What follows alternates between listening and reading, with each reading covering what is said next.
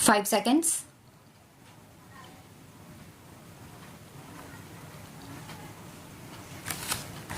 Sir, there is also the very big responsibility of the foreign trade to meet the minimum requirements of the country, especially requirements of essential goods of mass consumption, which may be in short supply from time to time, to save our people from the evil effects of profiteering when such a situation arises. In this, the strategy you have adopted is, as my distinguished friend has pointed out, merely to rely on one single agency, and the single agency seems to be getting bigger and bigger every day, a giant who is becoming more and more inefficient.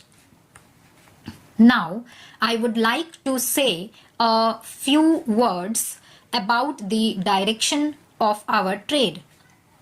In times to come, in the foreseeable future, about Russia, USA, EEC countries and Japan will continue to be our major partners in foreign trade. There is no doubt in my mind.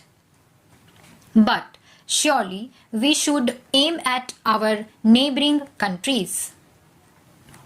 I would in this connection draw the attention of the Commerce Minister to the fact that our trade with every single neighboring country in South Asia has declined.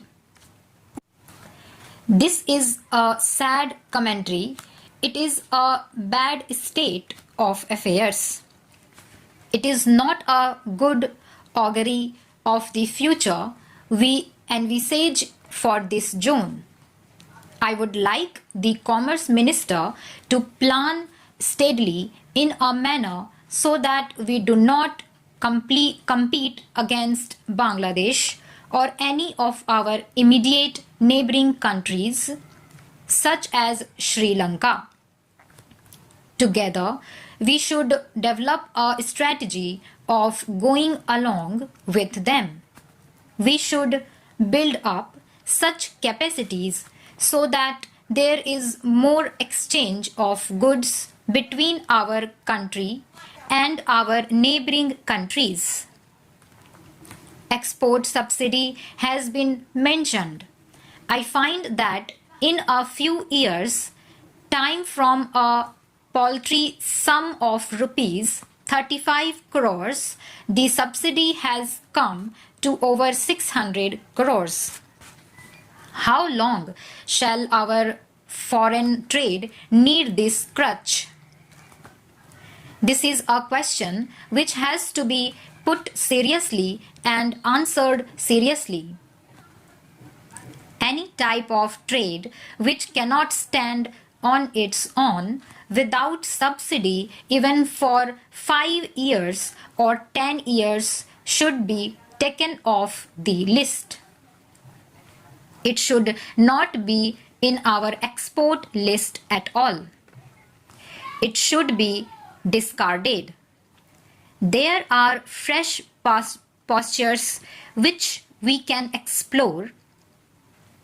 The export quota, I hope the minister knows, is transferable. And it is being transferred from one party to the other. We have had the export zones of Kandala and Santa Cruz. After 30 years, their total export turnover is of the order of rupees 150 to rupees 200 crores. I think this is a disgrace. I think this whole experiment needs to be reviewed. The minister announced a special relief for 100% export oriented industries as a New Year gift at the end of this year. I think it was a gift only for the monopolists and for the multinationals. I think its impact on our indigenous trade should be looked into. Mr. Vice Chairman, sir, I would like to mention something about our joint ventures. I know that the joint ventures have been part and parcel of our policy of export promotion and also of economic cooperation with the other developing countries.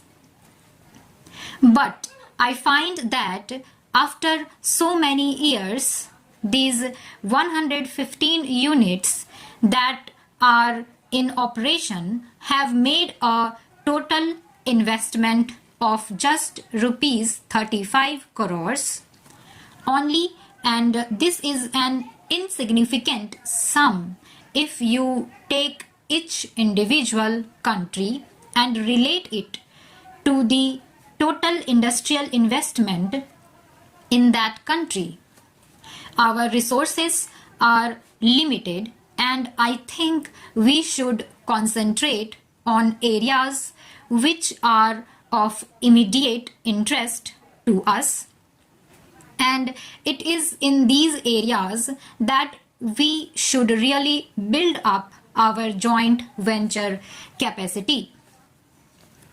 As for the international environment, we know what the Honorable Minister has confessed in the House, and I would like to quote his words. He has said that the new international economic order and the North-South dialogue have failed. I think the new international economic order was perhaps a stillborn child. It was a device by some vested interests who were trying to arrange a certain recycling or resources, and once that recycling of petrol dollars was achieved, then there was nothing left to talk about, and the people have been taken for a ride. The UN has failed to evolve a strategy for development in this decade.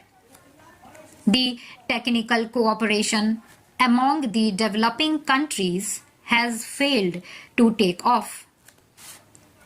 The UNCTAD and the ESCAPE are today the responsibility of the Ministry of Commerce, and they have given birth to a plethora of committees and subcommittees and working groups and expert committees and what not.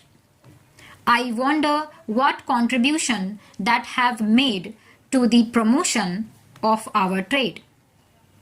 Sir, I feel that the Ministry of Commerce should not waste its time in dealing with these organizations.